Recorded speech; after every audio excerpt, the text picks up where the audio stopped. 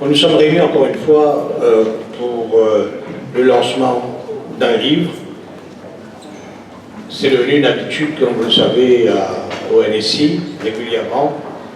Nous procédons au lancement d'un livre pour faire connaître un auteur, justement. Et depuis l'année dernière, alors que ces lancements-là étaient assez épisodiques, une fois tous les 2 mois, une fois par mois, nous sommes retrouvés depuis avec parfois 2 ou 3 lancements par mois. Et il semblerait que la Covid-19 ait aidé à la fertilité des auteurs, excusez l'expression, et ils ont été très féconds, avec pour résultat que nous avons au moins 5 à 6 lancements jusqu'au 15 décembre, le 15 étant, je crois, le dernier, Julien, qui sera le livre de Jean-Claude Delestrac sur les terres à l'île Maurice. Pour vous dire que vous avez des rendez-vous à prendre jusqu'à la fin de l'année.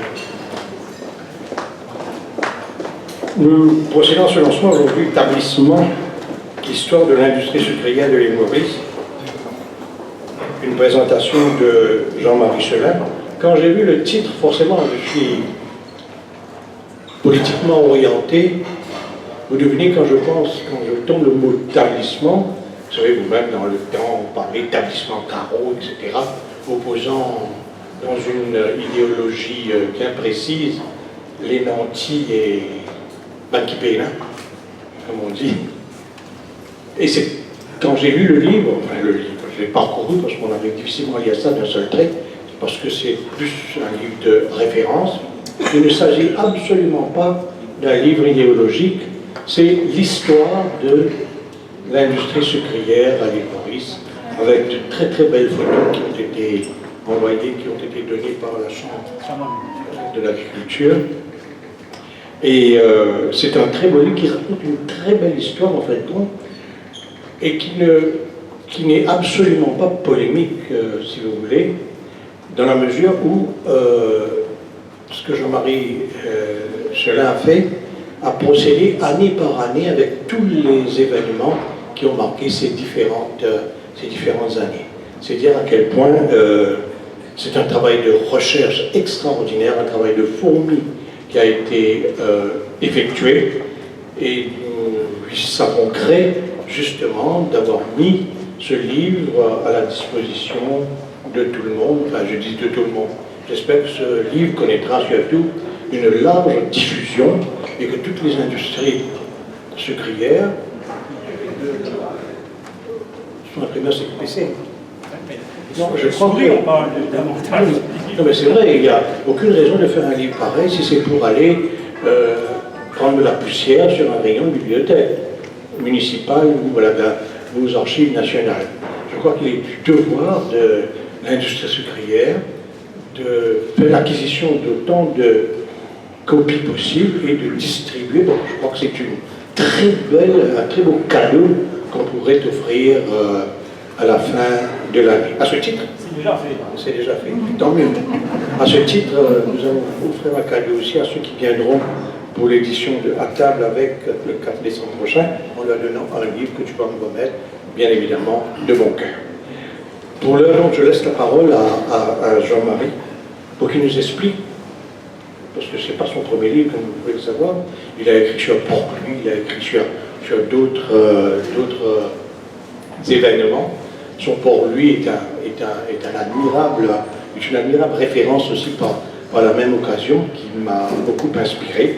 Et pour l'heure, il va nous dire comment il a surtout procédé, parce que ce n'est pas évident d'écrire un livre de ce volume-là, et en prenant en ligne de compte tout un éventail d'événements entre des dates bien précises.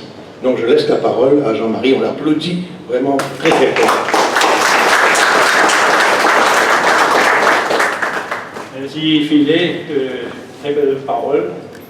Et il faut savoir que ce livre est le résultat d'une collaboration entre certaines personnes de l'industrie sucrière qui ont passé de la photo, des particuliers qui ont prêté des albums, et il y a de nombreux collectionneurs qui ont prêté aussi la photo. Alors, j'avais préparé quelques petites notes, mais j'étais un peu effrayé quand j'ai vu le nombre de pages que j'avais écrit. Il y avait 28 pages. Je ne vais pas vous faire une conférence, ça va prendre trop de temps. Alors, donc, je vais couper. Je vais reprendre certaines choses qui sont déjà dans le livre, mais que je voudrais quand même mettre un petit peu attention dessus. Tout d'abord, NSI, merci. Je vous remercie, vous avez fait un travail remarquable au niveau de l'histoire et de l'écriture. Donc, je commence avec un cri de guerre, parce que le roi Suc va mal. Jacques, le ton est bon. D'où l'idée d'un ouvrage sur l'histoire de l'industrie sucrière, son bâti et son patrimoine intemporel. L'ouvrage présente l'histoire de Maurice des origines allant en 2020, ainsi que des photographies d'un temps révolu provenant des archives de la Chambre d'agriculture et de collections privées. De nombreux photographes de l'île ont mis leur talent au service de l'industrie sucrière au cours de ces dernières années. Mais nous n'avons pas pu tous les identifier parce que les photos n'étaient pas notifiées. Néanmoins, nous pouvons aujourd'hui rééditer leurs superbes photographies montrant les établissements sucriers d'autrefois, le travail, la vie du personnel, la plantation, la coupe de la canne, la fabrication du sucre, son expédition vers la capitale, les docks et son embarquement vers l'outre-mer.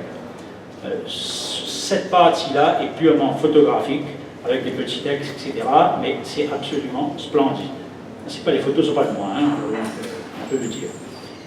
Et je mentionne aussi les industries annexes qui n'ont pas survécu, notamment les sacs de jus, de vapeur pour l'exportation, ainsi que les distilleries, alors que les distilleries ont été centralisées. La fabrication de chaux essentiels à l'industrie sucrière s'est considérablement réduite. Donc ça, c'est l'introduction. Alors, je dois mentionner que l'histoire des sucreries, j'en ai sélectionné selon les photos disponibles. Elles proviennent du livre considérable de M. Guy Rouillard, que je salue, où il donne voir Histoire des domaines sucriers. Donc j'ai pris son texte que j'ai mis à jour. Donc ça complète son travail avec des photos différentes et qui sont extraordinaires. Alors quand on parle de photos, il faut savoir qu'il y a un monsieur ici, il est caché quelque part, je ne le vois pas. Oui, Jean-François Soukaret. Il y a un monsieur plus long là. Jean-François, c'est lui le responsable du montage du livre et du travail, de la remise en état des photos. Alors, je peux vous dire que quand vous passerez chez le livre, ayez une pensée pour lui. Hein, il a travaillé de très longues heures dessus pendant plus d'1 an, mais le document et le travail est remarquable. Hein. Et je, tout le temps en temps, j'arrivais avec une autre photo. On peut pas ajouter ça, on peut ajouter ça. On m'a jamais dit non. Hein. Alors, donc, je vais remercier Mme Sauzier particulièrement pour avoir donné accès aux archives et autoriser leur publication, et aussi à ceux qui ont prêté leurs plumes et leurs archives photographiques, Mesdames Lagesse et Gébert. Il y a une collection qui est venue de l'Angleterre qu'elle a envoyée, que vous verrez dedans, c'est vraiment extraordinaire, une propriété en 1880, en bois, avec les sacs en jute, etc. C'est absolument unique. J'ai jamais vu ça. Et vraiment, c'est quelque chose de remarquable. Et les amis photographes, Bénard, Jean-François Guimbaud, Jean-Noël Imbert pour un texte, d'autres photos, et un ami de la famille, un ancien administrateur qui s'est fait une joie de donner des descriptifs de toutes les photos que je ne savais pas de quoi il s'agissait, des vieilles ferrailles, comme il dit. Bon. Alors, je vais vous donner un peu une idée de ce que j'ai voulu faire aussi. L'industrie sucrière a été dans dans la littérature maurice. Il y en a énormément. Et ce sont des auteurs absolument extraordinaires. Et un que je ne connaissais pas, que j'ai finalement acheté le livre, je l'ai retrouvé, c'est un dénommé Séven Berrichon, qui était prêteur, professeur de français au Saint-Joseph à Guépé, et il a publié en 1953 un livre qu'il a appelé Le bon vieux temps. Bon, le bon temps de qui, pour qui, ça, c'est une autre question. Alors, ce qu'il dit, moi j'ai intitulé l'extrait Autrefois. En ce XXe siècle, nous concevons pleinement que le planteur est le pivot de notre vie nationale. C'était le cas il y a 100 ans, hein, maintenant pas tellement. Que ce soit dans nos débats journalistiques ou politiques, nous retrouvons invariablement les termes plantation, avidissement ou relèvement éco-sucrier, concurrence, malheureusement trop souvent aussi paupérisme, soit toutes les phases de la vie de nos agriculteurs. De gré ou de force, nous sommes entraînés dans le cycle de cette monoculture, de cette production sucrière dont dépend notre subsistance. Cela nous explique encore mieux l'estime que nous devons témoigner à nos planteurs, des plus petits aux plus grands. Ne peinent-ils pas tous pour nous et avec nous? Qu'on le veuille ou non, l'île Maurice est étroitement liée aux fluctuations de la fortune de ses habitants, selon notre expression locale. S'ils disparaissent, ces lutteurs de notre économie nationale s'effondreraient, selon qu'on juge ardent travailleurs de près ou de loin, les opinions varient. Mais de près ou de loin, on ne peut nier que notre sort s'améliore ou se détériore selon l'effort de ces hommes énergiques et récompensés ou méconnus. Donc, il fait un hommage assez poussé à tous les gens qui ont travaillé dans l'industrie, aussi bien les laboureurs, les ouvriers, et il a écrit des textes que j'ai repris extraordinaires. Le réveil d'une usine à la coupe en 1900, c'est une pièce d'anthologie, hein, c'est absolument féerique. Clément Charot, c'est le roi des textes. Bon, on profite, donc je disais même, si les mots se mangeaient, j'aurais bouffé le livre. Hein. C'est absolument extraordinaire. Chaque page que je tourne de lui, et il y a d'autres auteurs aussi, j'ai mis les Coons, etc. sont des personnes qui ont contribué grandement à travailler ce contexte. Alors, donc maintenant, il y a une autre phrase qui a été dite par un technicien sucrier, un dénommé Francis Maxwell. On ne réalise généralement pas assez que notre petite île perdue, l'océan Indien, fut un des principaux pionniers de l'industrie sucrière mondiale, aussi bien au point de vue de la fabrication du sucre que de la culture de la canne. Et là, j'ai un ami qui avait été à une conférence internationale du sucre en Thaïlande. Il y avait 2000 délégués et le présentateur a dit: maintenant je vous annonce l'arrivée du président. Et le président, c'était Robert Antoine. Il a été applaudi pendant 15 minutes. C'était la troisième fois qu'il était réélu. Et comme on dit, il y a eu des gens exceptionnels à Maurice. Et il y en a encore. Même dans la salle, là, il y en a un que je salue bas. Monsieur Ville. Vous ne dites pas que vous êtes sucrier. Vos entreprises sont remarquables. Alors, je vais survoler un peu ce que j'avais prévu de dire, parce que bon, ça va depuis l'introduction de la canne, 381 ans cette année-ci. C'était le 8 novembre, hein. Alors, c'est oui, enfin bon. Donc 381 ans. Malheureusement, à la même période, c'est le début et l'arrivée des esclaves, qui ont été cherchés les Hollandais étaient cherchés à Madagascar. On survole.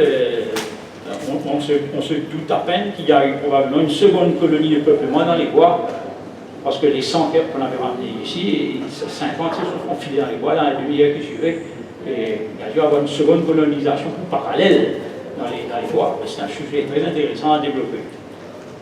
Donc évidemment qu'à l'époque, le sucre, c'était absolument pas pour faire du sucre. La canne à sucre, c'était pour faire de la raque. Un rhum bien macéré, et ça devait être...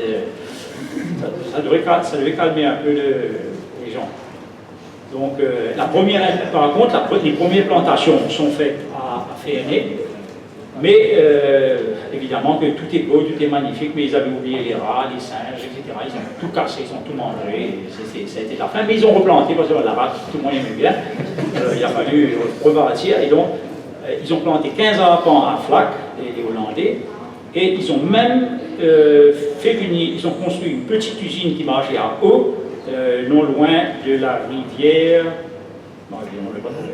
Il y a une rivière quelque part par là qui faisait tourner c'était la berge de la rivière Serrée. Et la sucrerie d'un moulin à eau, donc la moins aussi le moulin paraît, les fûts paraît dans la mer, etc. Bon, ils remontaient tout chaque fois. Et là, c'est là qu'ils ont commencé à faire du sucre. C'est-à-dire, il y a 326 ans qu'on avait du sucre en Maurice. Bon, ils sont partis, ils sont revenus plusieurs fois. Les Français, ça a été plus ou moins la même histoire au départ.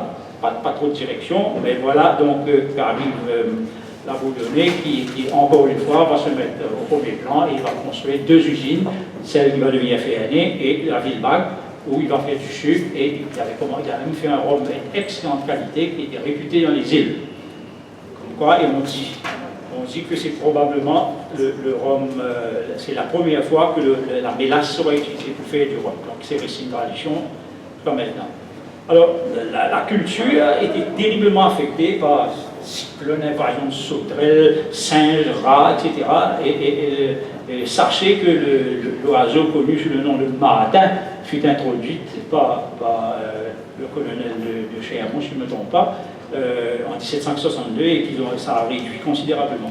Enfin, bon, tout ça, vous avez tout ce que je dis là est dans le livre, alors donc je vous conseillerais de découvrir tous les aspects d'immigration, d'abolition de l'esclavage, ce que les gens disaient à l'époque, parce que j'ai l'habitude de citer énormément des visiteurs, etc.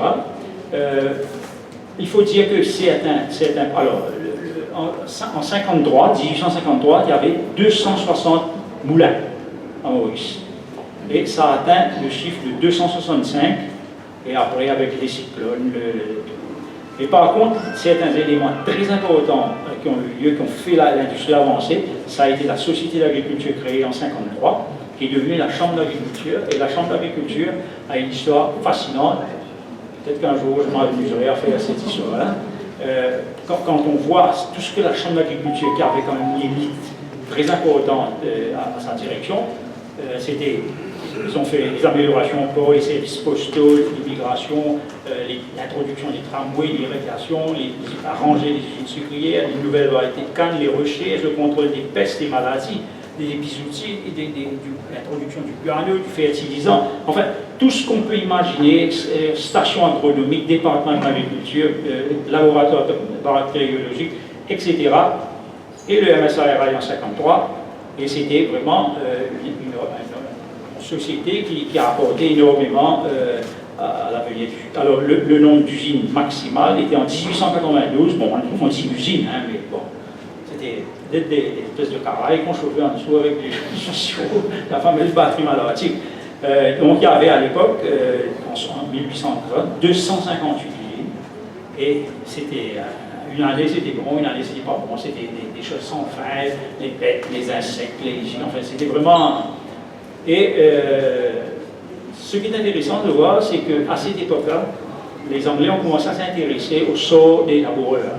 Ils ont fait venir des spécialistes qui ont fait des propositions, des statuts, et ça a changé grandement la vie des travailleurs.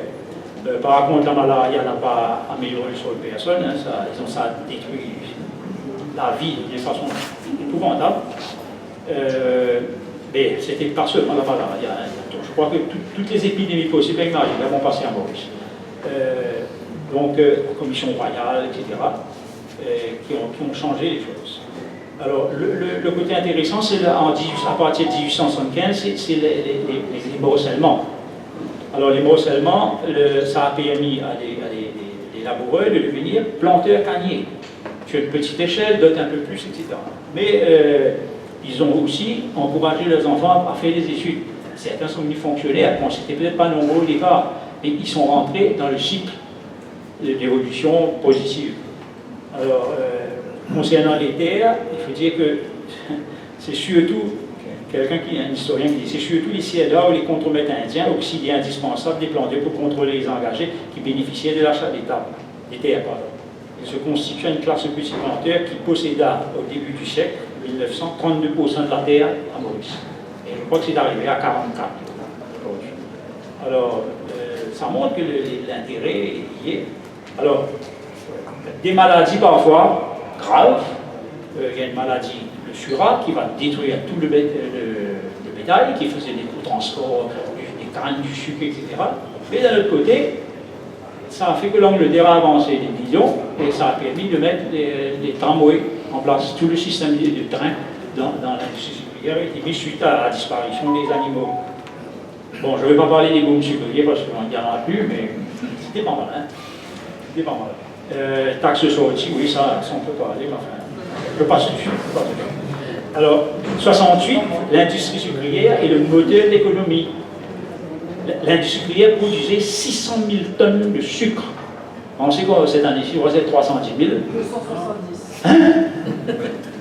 Je prends ça.